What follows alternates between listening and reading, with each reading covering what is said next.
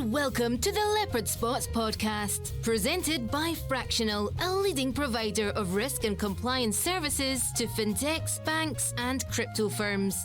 Join the founders, owners, investors, and senior executives as they dive deep into the world of business and entrepreneurship. Trust me, these guys have seen it all, and they're here to share their wisdom with you. So, let's get going. Please welcome your host, Ryan Simo.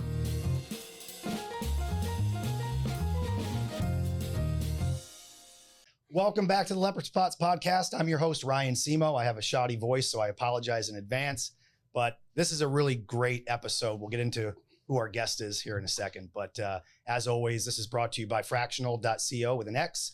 Please give us a visit. We're industry-leading risk and compliance provider for fractional services to fintechs, banking as a service banks, crypto firms, and private equity.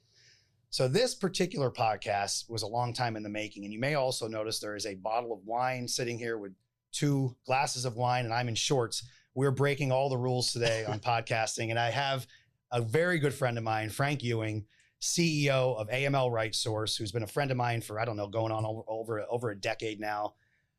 We've done everything from, jointly showed up at Taylor Swift concerts to singing Taylor Swift out by the pool. We did take our daughters, so we weren't there by ourselves, but it was a real honor to get Frank on the podcast. We live near one another here in the Buffalo area, so it took us a while to coordinate it, but here we are. So Frank, welcome to the podcast. Happy to be here. Happy to have you. So there's no script here. There's no script. No, we are gonna, this is just like you and I sitting around having a glass of wine, hence the wine. Yep. Talking about everything from the company, sure, your career, how you got there, what you're doing now, the trajectory and the growth of AML RightSource, sure, the industry, and anything else you want to talk about. We can sneak in some tasting notes. We gotta have them. We can sneak in some tasting notes. We can talk about favorite new Taylor Swift songs. Sure. You were just in London at the last show. I was.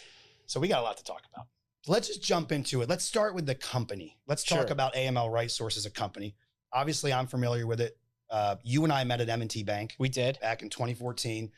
I was running some of our high-risk investigation stuff. You were auditing that very stuff. I was. And then you left. Shoddily, probably. Shoddily. No, I think it was okay. They did okay. Okay. Hey, maybe look good. So AML RightSource. Yeah. Let's talk first broadly about the company. Sure. I know when I first met, when you first left and went to AML RightSource, it was 60 people, 50 people, headquartered out of Cleveland. Yeah. And we became a client because we were in need of services. Fast forward today. Tell us about the size, the scope, the acquisitions, and everything else. Yeah. It was about 40 people back 40, then. Okay. Yeah. And so it's gone from roughly 40 to 4,500. And, out of the small sweatshop we were working out in Northeast Ohio, where we had to bring in those commercial sized NFL air conditioner fans because there was so much computer equipment in this small space that the room was pretty hot to work in. It wasn't the tech guy's name Bill Murray? Still is. Yeah, shout out to Bill. Shout out to Bill. So, and so we've grown quite a bit from that small space in Northeast Ohio to about 10 different countries, 4,500 people, and now servicing not just banks like you mentioned, but some of the largest global financial institutions in the world, as well as crypto exchanges and fintech companies and payments providers and a whole litany of clients. And not just that, we now offer a series of due diligence services to corporates. So we do a lot of work for kind of Fortune 500 companies that more on the Foreign Corrupt Practices Act side of the house as well. So we've really expanded the customer base and through some acquisitions, I think, as you mentioned, we've bought some tech assets as well that we sell on a bespoke basis to a number of clients, but also use that to kind of tech enable our people to help them find bad guys faster, essentially. So, it's an incredible growth story. It's pretty crazy. It's crazy. And you've been there since the beginning. I have. And this is where I want to kind of now circle back into your career and whatnot. So you're from upstate New York. Yeah, you're putting me on the couch. Can I get a little can I get a little vino? Absolutely. Right. You let me know how it is. This is a really good cab, by the way. I met the wine owner several weeks ago. And so he was telling us that he said, hey, you know, my house, I look out front and I see the vines. I look out back and I have a lake. And it's a really good bottle, though. So if anybody wants, it's a great Napa Cab. So I'm not a big Napa Cab person. More of a Frenchie, as you know. Yeah, I know. But look, everything that's old is new again. It's true. I've been gravitating back. Cheers, by the way. Cheers. Thanks for having me on. Absolutely. Thanks for joining. You know, I've kind of gravitated back toward the Napa Cabs just because I'd gone away from them. You know, it was Riojas and it was Bordeaux's and it was Left Bank and Right Bank. And then I got into the Barbarescos and the Nebbiolos and stuff like that. And now I'm back home just drinking these big, jammy, this is French oak. French oak. This one has that. This one has that. Tobacco. So taking you back to where, I got graphite. Yeah. So to where we started. Yep. Back right out of undergrad, I started with HSBC in a kind of national, international management program that they had. And as part of that program, you got to go to London and do some other stuff and really cool. Then my first real assignment with the bank out of that program was here in Buffalo. It was right post Patriot Act. So this is like 2002-ish. And HSBC was the first bank in the U.S. to really get hit with kind of a cease and desist order and some real challenges for their having kind of a lackluster anti-financial crime program. Right. And that was, 2002. And we did what most firms would do at that point. We called in some Big Four consultants, right? And nobody really had an anti-financial crime consulting practice at that point. But we called in Deloitte. And all those guys are not cheap. No, gosh. And so we call those guys in and there was folks servicing the Buffalo wing of the project out of the Cleveland office of Deloitte. And, very typical format. I had like a pod of people I was responsible for. And the Cleveland consultants from Deloitte were kind of always, they found a friend in me and, kind of started probing me for information about, who's good and who's bad on the project, typical consultant stuff. Right. Yep. And then ultimately we wound up being friends and we'd go to Thursday in the Square. Oh my gosh. That was a throwback. That was a throwback. Right. And then we go to Bacchus and, they'd wine me and dine me. Yep.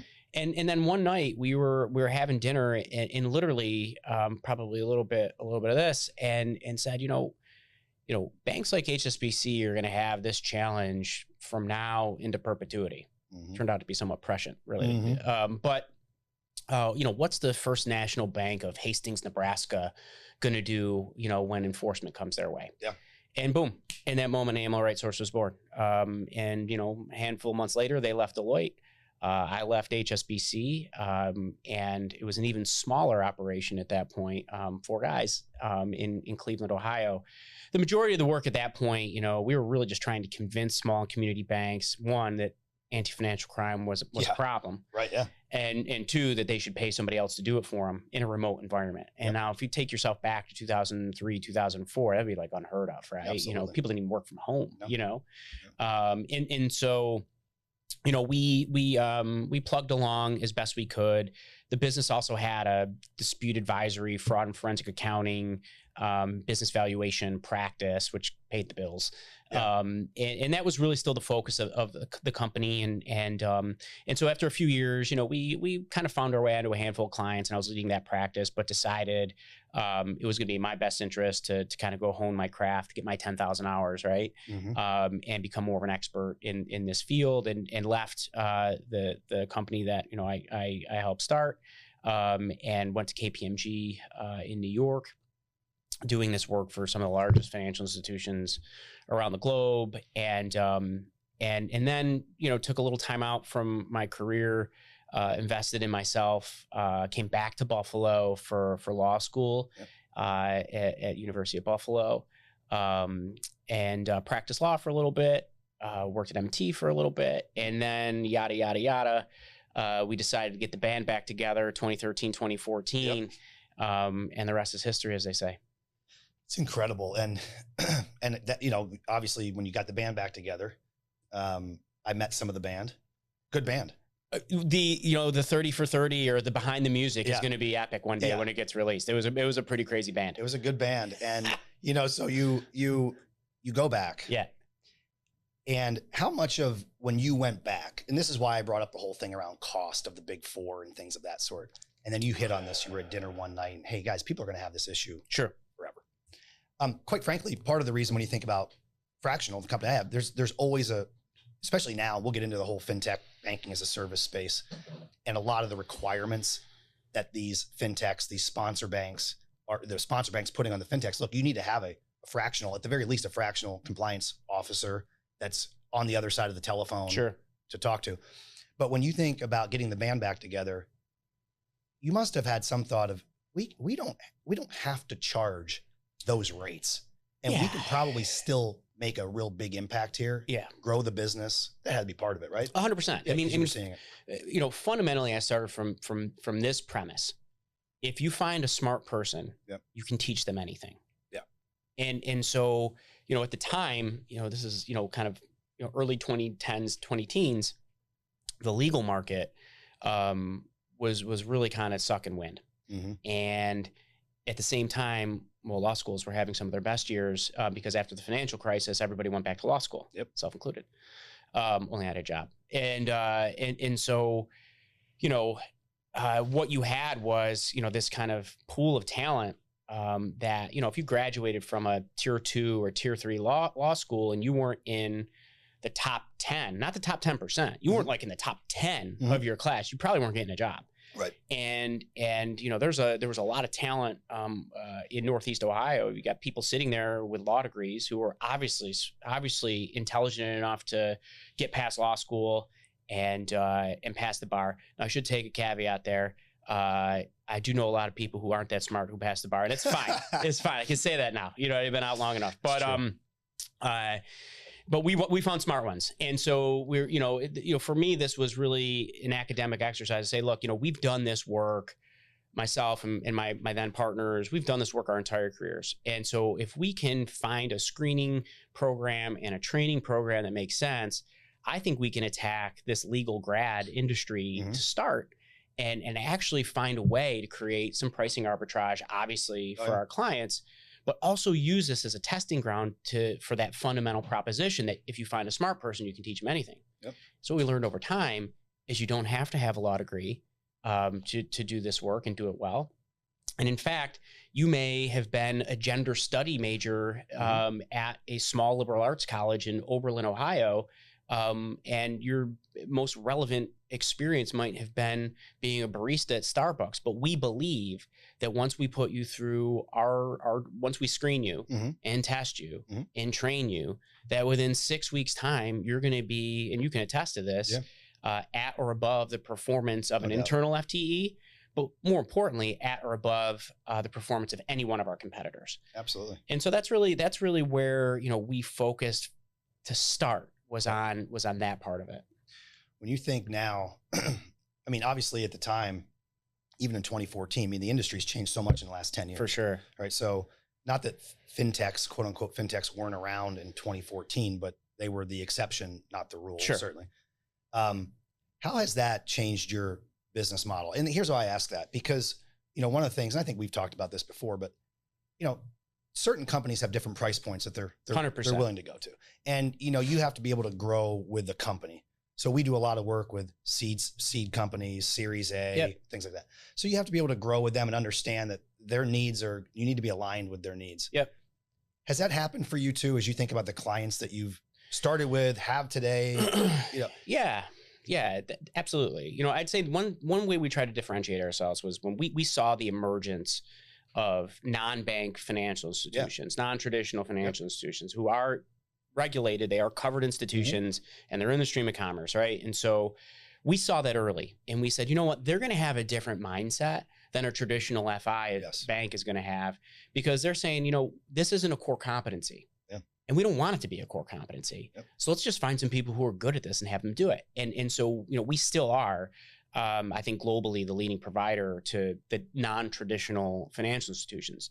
All of that notwithstanding, we had to prove our way a little bit differently inside the traditional financial institutions. And I think the way we would do that is to really have a demonstrable return on investment, both from a production perspective, the number of financial crime investigations our people are able to go through, but also from a quality perspective, knowing that an AML RightSource file, if a regulator ever so happens to look at it, is going to pass muster every single time. Well, and that's important too, because you've developed such a name in the industry that examiners certainly, if they see the name, okay, we're familiar with these guys. Yeah. Why? Because we probably bounce into them 15 times a week because they're dealing with so many different clients. That's important, especially now. Oh my gosh. Yeah, it's huge. Well, let's veer off into that. We'll bounce around. I mean, there have been consent orders after consent orders after consent orders on these banks that have entered into the whole fintech space. Sure. There was another one today. There's a whole mess going on with Evolve. Yeah. Today was Thread. But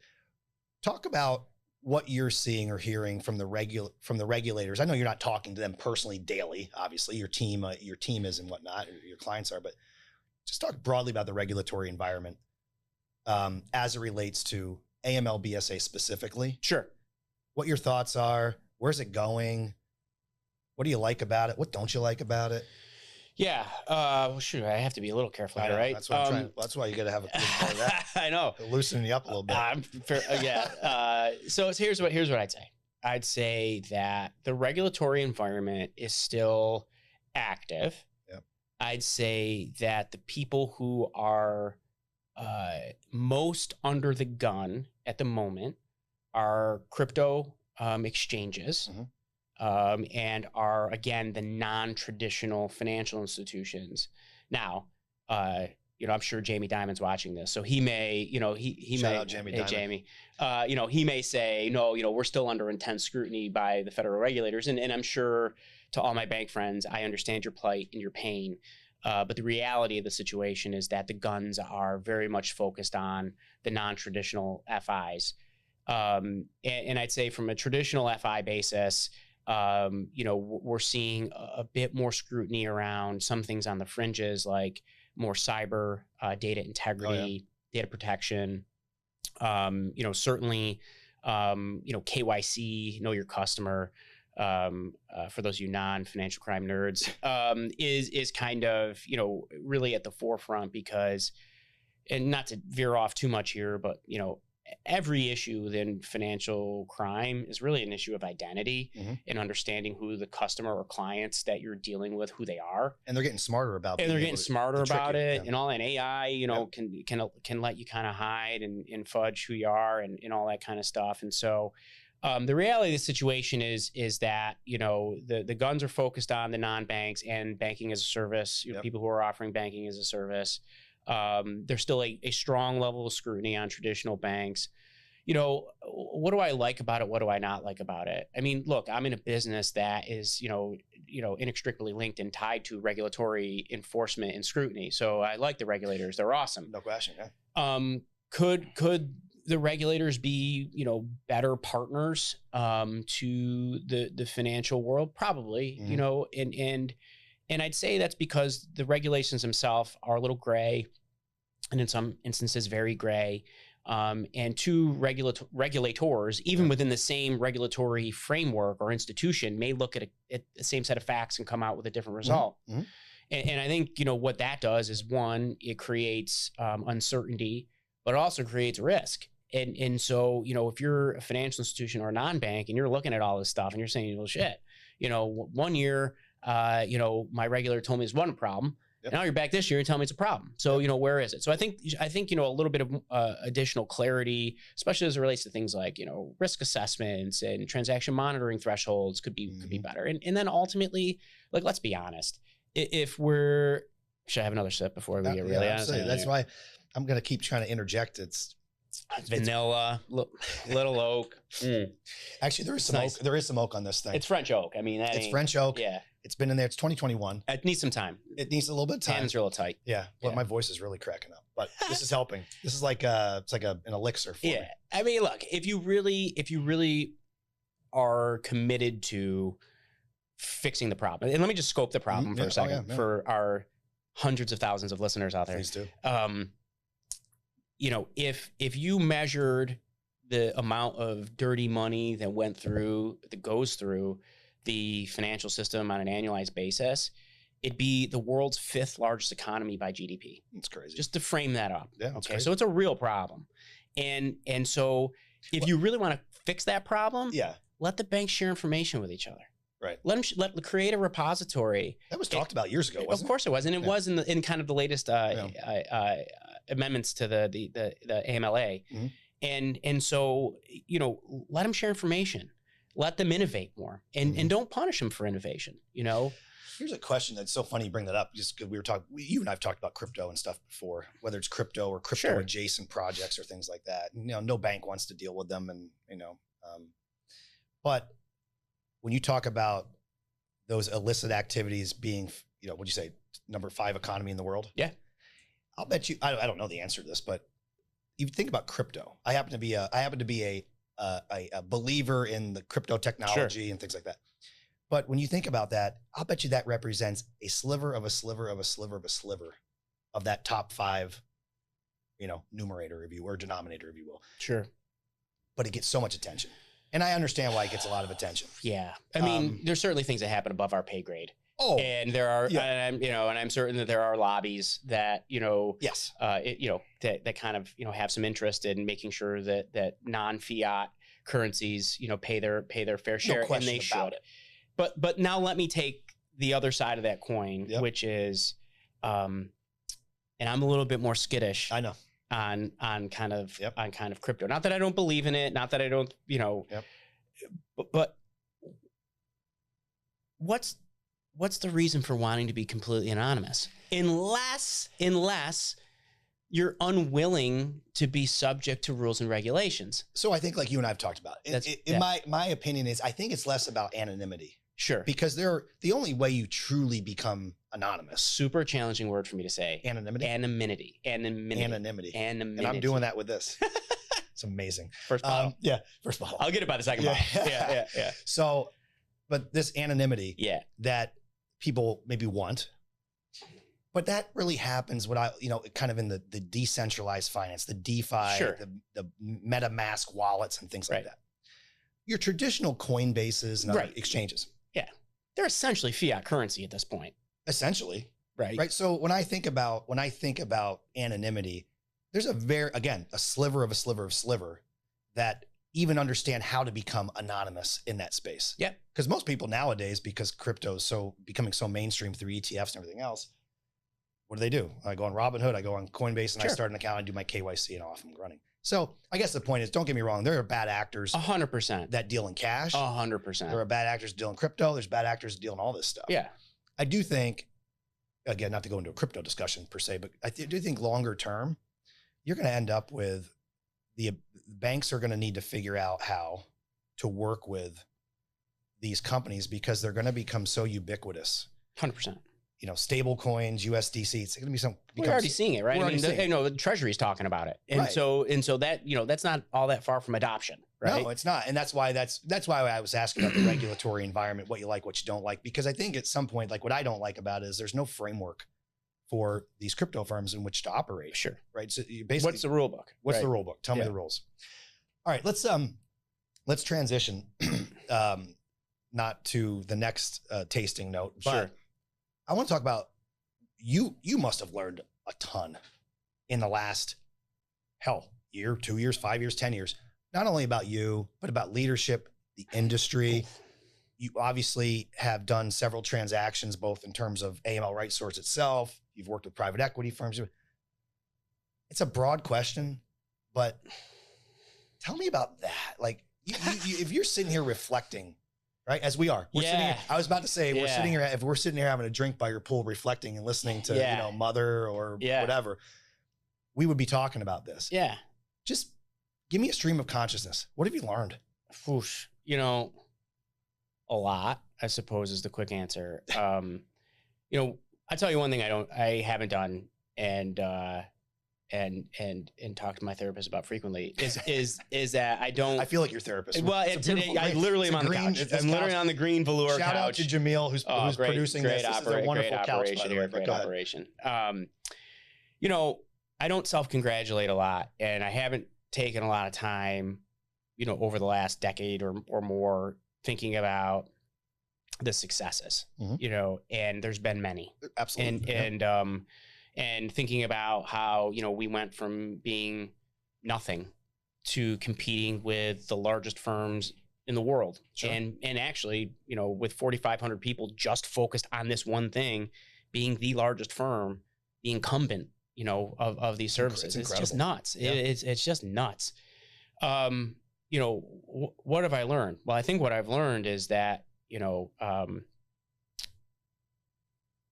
there's a humility to it. There's, you know, still feeling like someone's going to take it away from you. Mhm.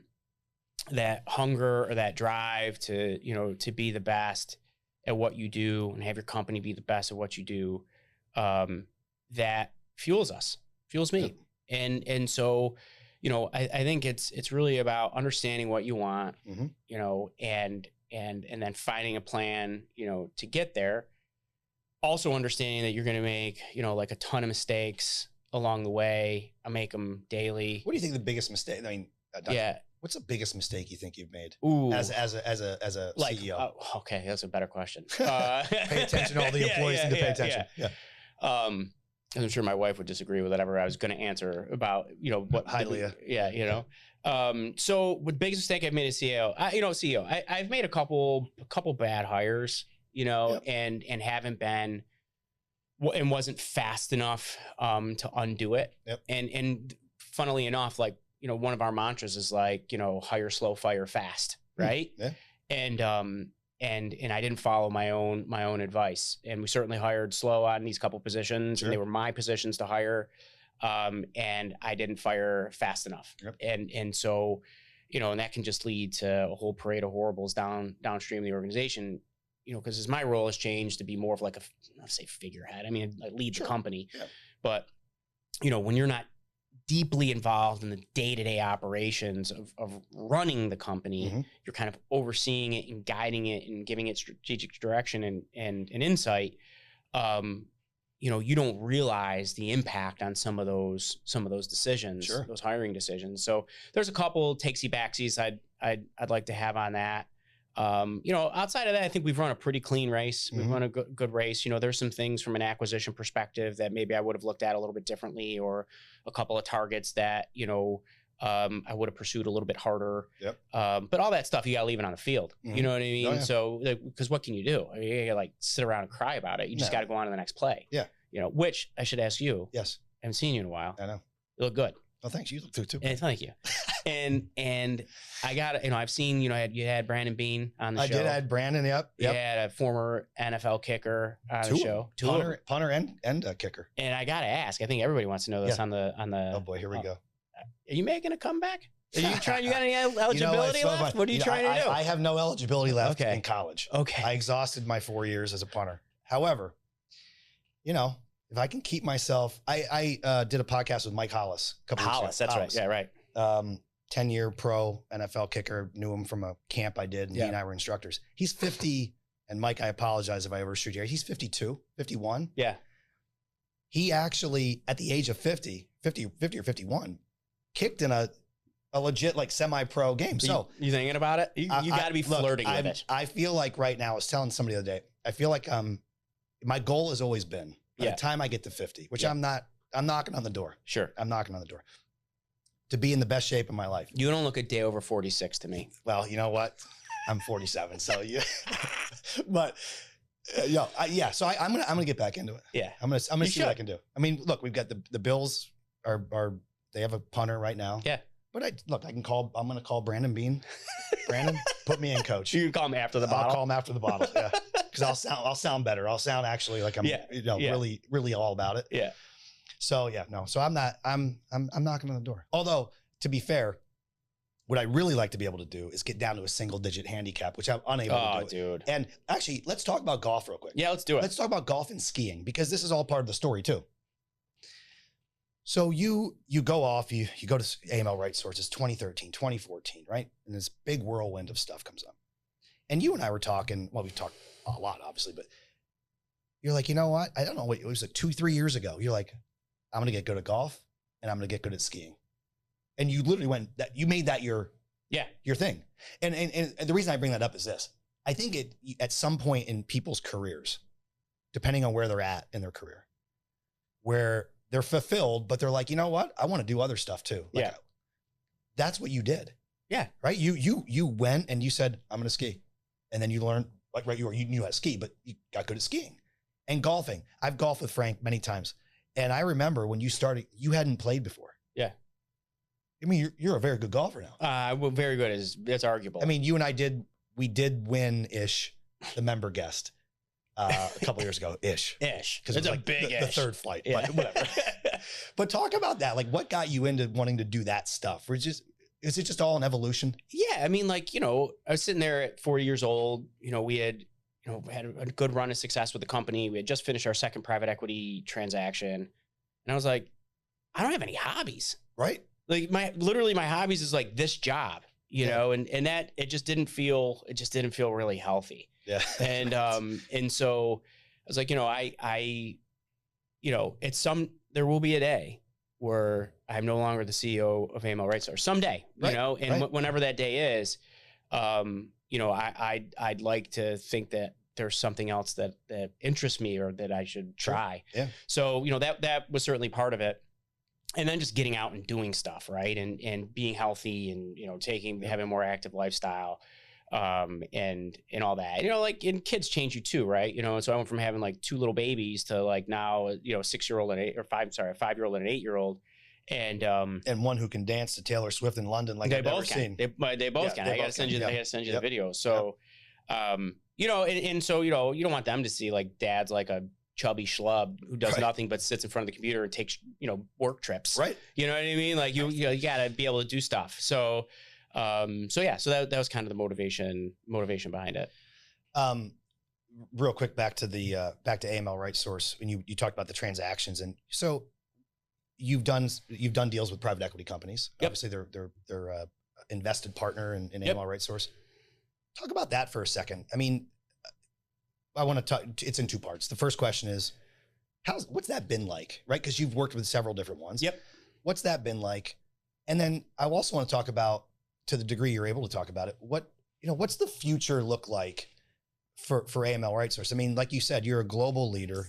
You're one of the biggest providers, if not the biggest provider of this service. I would argue the biggest, most well-known. Yep. Certainly. What do you see in the future? What's the plan? Yeah. All right. And while you're doing that, I'm going to pour myself one. Oh my God. I pour you one. Just put your glass down. I will pour as you talk. Thank you. Yeah. Go ahead. So the first part of the question,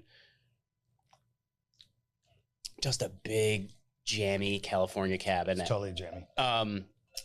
So the first part of the question was, kind of related to private equity and what's that been like, and here's what I'd say. For me, it's been generally positive. I've had a couple really good partners. I've got to meet some really great firms and create some, friendships and professional relationships along the way that I think, won't just benefit the company and us now and in the future, but also me personally. Mm-hmm. And I've got the functional equivalent of, an MBA in a way that I never thought I would before. Right. You have to almost become a finance person. And you didn't have to pay for it either. And you didn't have to pay for it. Yeah. And so, well, kind of. That's true. There's a fee. You do pay a management fee. True. And so it's been good. It's been a very positive experience for me. I think, picking a partner is the partner is just as important as getting a partner. And, it's kind of funny because, you troll, LinkedIn and these other places and you see, for a lot of people, it seems like the excitement of getting funding, especially in the VC world, is like, that's the race. It's like, how fast can I get funding? And it's becoming harder. And it's become harder. And obviously, credit markets are well, they're more active now than they have been, but they're still, rates aren't what they were. And so multiples have compressed. And so, but the broader point here is that, are you in it to get an exit? Right. Are you in it to just get to the Series A, or are you in it to actually grow a company? And for us in the early days, we bootstrapped everything. I literally I probably can't admit, I shouldn't admit some of this, but we didn't know any better at the time. And I think the statute of limitations of this is over. But I remember a day early days in the company where, we needed to pay people we just landed a couple big clients and we needed them work longer hours. So me and my 5 other partners I know exactly what you're went down to an ATM. Yep. And each took out $1,000. I think that was the max that we were allowed to take out. And literally we're walking the floor and hey, I'll give you $200 if you work this weekend. Now, later we found out that that's inadvisable from a tax perspective. And we are audited. Probably not good. Advisable at this point. No, I wouldn't do it. That's a big no-do. But those are the lessons that you learn along the way. But, we were all about bootstrapping this thing and didn't take any capital until it was absolutely necessary because the car was going so fast. And the wheels were shaking that we needed to institutionalize the business. And really, in my view, that's what private equity does. It helps you institutionalize the business and put those belts and suspenders around it. Well, they bring in some of the folks that they have in the team, right? They have the whole team behind them and say, yeah. And then the question is finding a partner who's the appropriate level of in your shorts, right? And so I don't know everything. I don't claim to know everything. And there are aspects where my PE partners have been awesome in the sense of helping me see maybe around a corner that I haven't, we had never acquired companies before up until 3.5, 4 years ago. I'd never done that as a CEO. Yeah. And to have somebody kind of guide you through that process and help you create a repeatable playbook is super important. At the same time, there's a push and a pull because the majority of private equity guys, and I should really say this quietly, have never operated. They've never operated a company before. Sure. And so for them, kind of letting you make the sausage, and sometimes making sausage isn't a very pretty process. Right. And to have a partner that allows you to continue in the sausage making without trying to opine on how the sausage should necessarily be made, finding a true partner in that sense is really the most important thing. And so, I caution people. It's if you can't play well with others, if you don't take authority very well, if you if you're a high ego guy or gal, taking venture money or private equity money might not be for you. Makes sense. Yeah. This is a complete diversion from this conversation. Yeah. But I want to talk. I gotta get this wine. Yeah, let's go right ahead. I did a podcast here with Bob Clarice, which is uploaded. Great guy. Bob, yeah, great guy. And I actually had to dress kind of hip because because he owns a custom clothing store. You know what I mean? And I dressed in shorts, like I said. Yeah. So with old school Reeboks. Hey, Bob. So here's a question for you. So Bob and I were talking about what work looks like these days. You've got 4,000, 4,500 people. All right? COVID put people in their homes. Remote work became a thing. 3 days a week, 2 days a week. Yeah. Each city is different. Each place is everything's different. Yep. So this is so I want to talk more broadly about your views on work. Sure. And I want to talk specifically because we do have a lot of listeners in Buffalo and whatnot. Buffalo, for those that don't know, is obviously it's a smaller city, but it's had a rebirth in the last 15 years. Totally. And it was really right before COVID on the cusp of something, even more than it was. Yep. There's been a lot of investment, a lot of development. And, there are very few employers, big employers. There's hospitals, there's colleges, there's banks and things like that. The decision, I'd love to get your perspective on this. The decision to not have a formal policy or to have a formal policy to say, hey, you're back 5 days a week or you're not, can really make or break a city. 100%. It can make or break a city. It can make or break a geography where luncheonettes and restaurants and barbers and everybody else relies on that. Talk to me more broadly about your view on return to work. Yep. And then also, you're a player here in the business community. Talk about that. Yeah. I have a personal view. Yep. And I have a company view. And there is a little daylight between the two, right? Mm-hmm. The personal view is I think people work better and more collaborative in an office environment. Yep. And as I know super not in vogue and somebody will troll me. I'm sure there's a TikTok or some CEO says whatever. I get it. Right. And I understand that you can keep the same level of productivity at home Yep. as you can in an office, but what you can't do in the same or similar way is knowledge transfer. I was watching, some the other day where, somebody was saying that they brought their people back to the office and had an honest conversation about it. And not every day, I think it was like 4 days a week or something like that. And it was like they, employee A caucused with employee B in real time about something, and then reflected, it was like that exchange would have taken 3 weeks. Because we would have had to schedule a call. The call would have been rescheduled would be rescheduled sometime, or maybe the person would be off video or whatever. And so I get it. Now at the same time, I understand the economic realities for a lot of people too. And the reality is that, gas is expensive and parking is expensive. And, and if you're somebody who chooses to go out for lunch, that adds to it too. And your time is valuable. And so we've had this, interesting experiment where, we've seen, maybe people be able to have a little bit more spending power. And so, the argument kind of cuts both ways, because maybe having that individual spending power is good for that individual, but maybe has a negative knock-on effect to those kind of local businesses.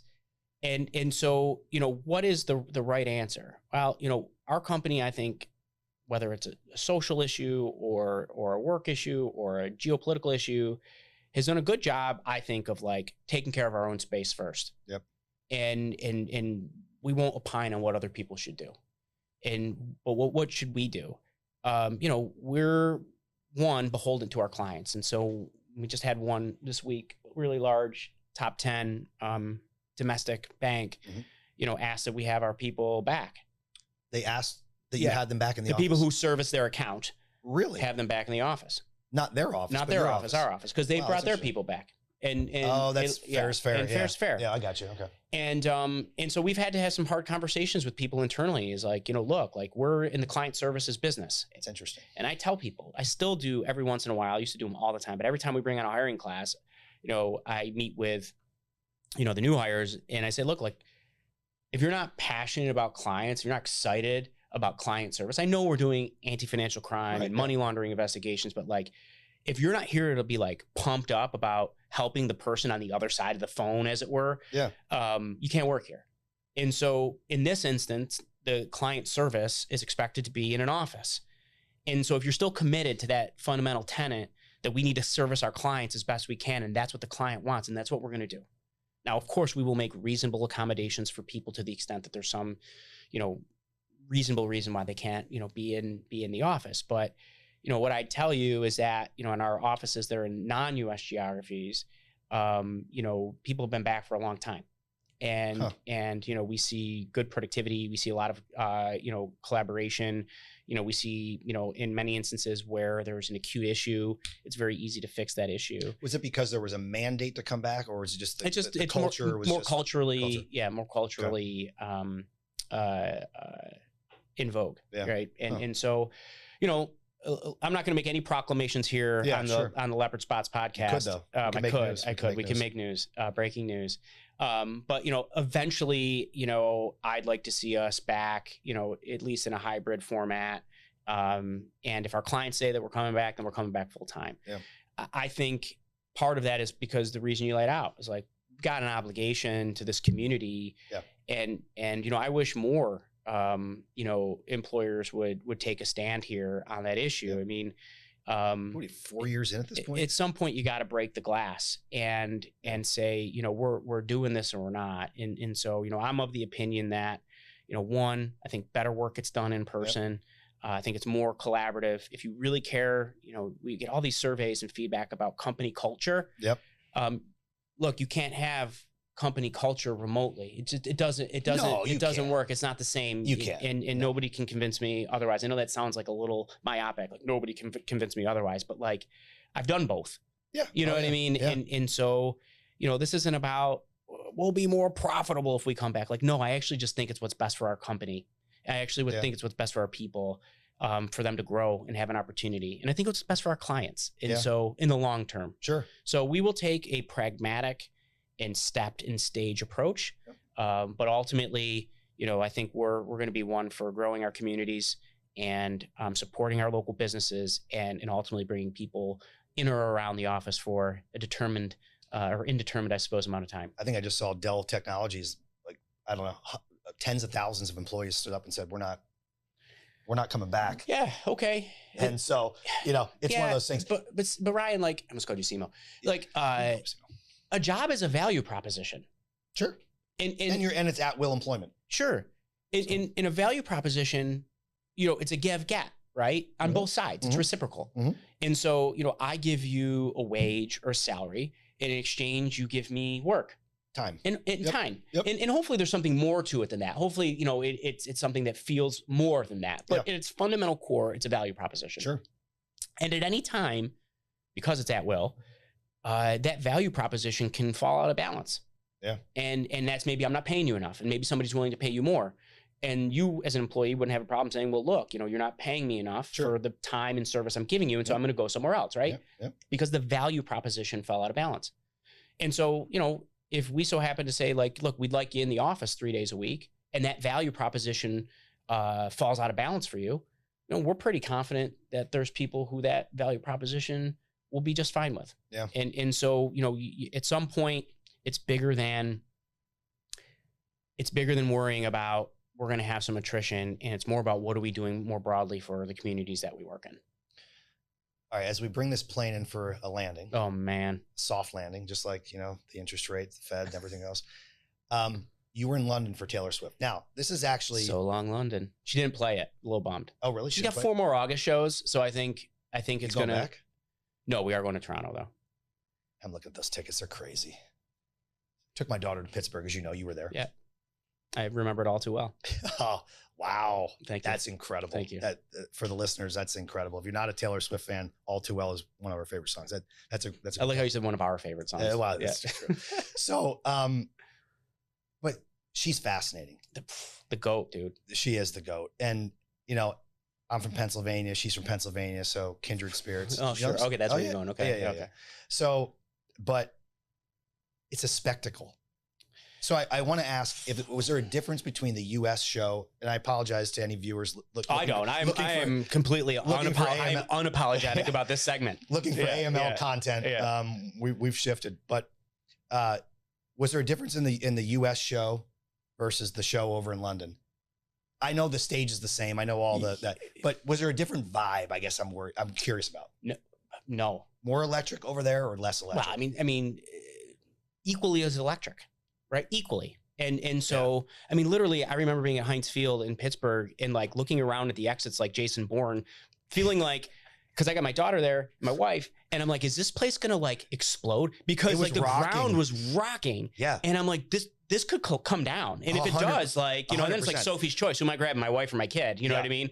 And so, it was the same electric vibe, the friendship bracelets, in the parking lot, all this stuff, people being so sweet to the kids and stylistically, obviously we've got the Tortured Poets department, new set.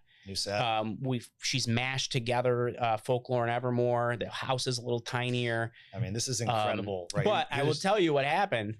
We saw 3, what I think are never before seen things. 1, we got a brand new song, Us, with her and Gracie Adams. She debuted a new song. It's incredible. In real time. It's incredible.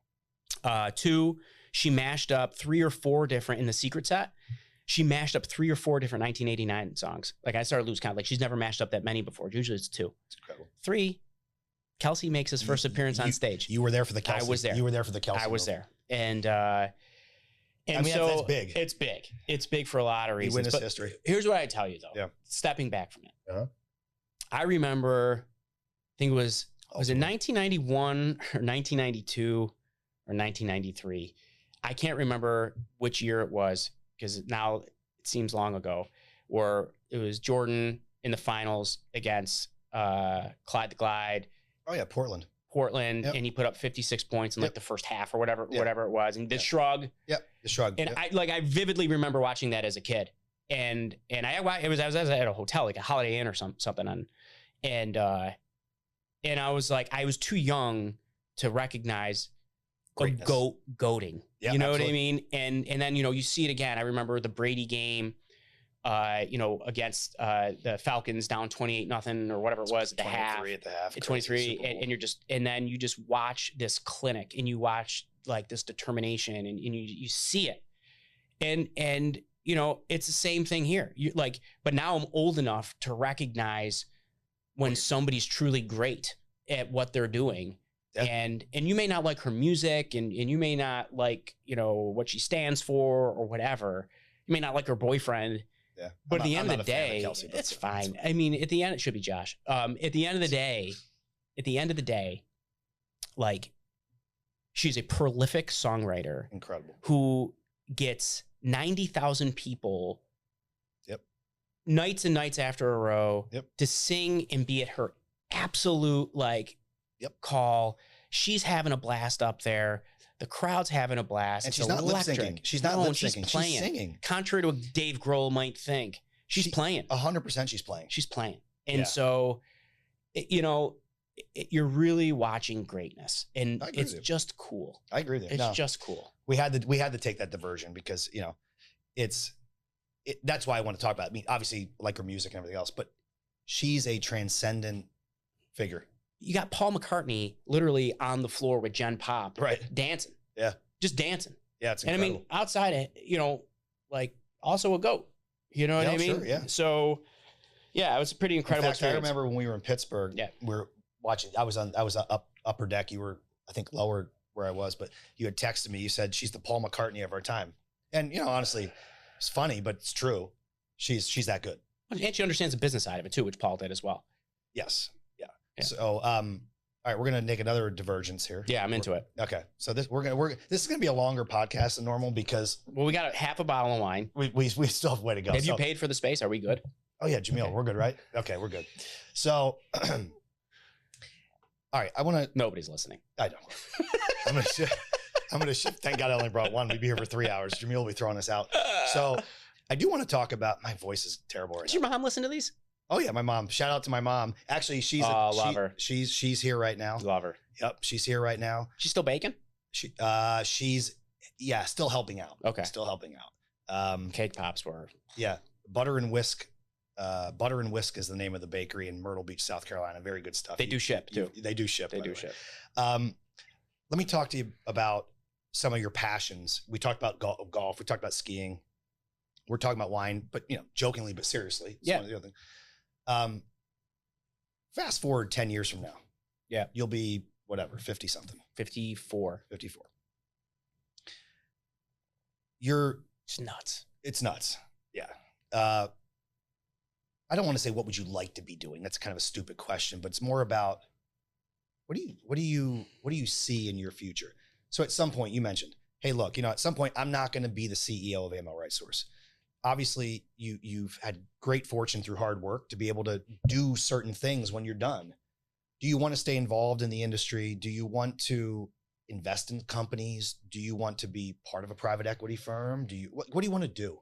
If you really had to think about it. Or what do you see yourself doing, I should say? Well, I want to be a good dad. Yep. And that involves, being present. Yep. And so, anything that I do, if I finish this bottle and start talking about this, I could get well up. The rest is yours if you want. And that involves being around. And so anything that I do will have to revolve around the ability to be present, for my kids. And that's, that's important. Absolutely. With that threshold, kind of thing, I think a lot about the city of Buffalo, the region. I said this on another podcast, so I hate to repeat myself. Not as good as this one. Oh God, God, of course no, God, no. No wine. I did get wine as a gift though. Not the same. Not the same. It is extremely important for me. Like AML RightSource didn't have to bring 300 jobs to Buffalo, but we did because I love it here, and the people here are awesome, and the work ethic is amazing, and this community stands for stuff, and I like it, and it's important, to grow cities not just from the inside out. You know, you mentioned M&T, you know, stalwart of the community. Oh, yeah. Great 25 years, 23 you know, years there. and there's other companies just like that, Moog, others, right?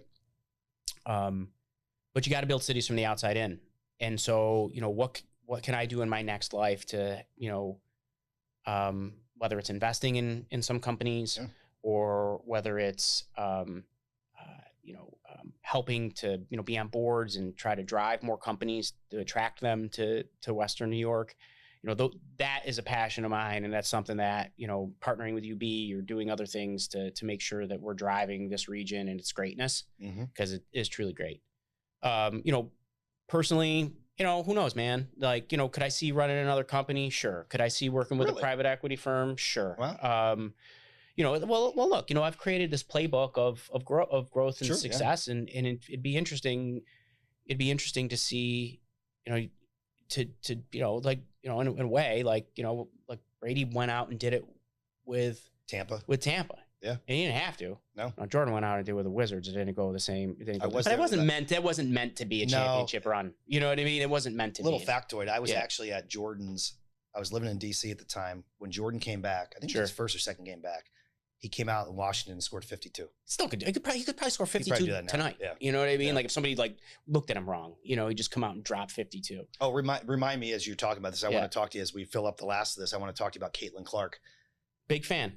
Me too. But I want to talk to you about that. Okay. So we cover everything. Yeah. Why not?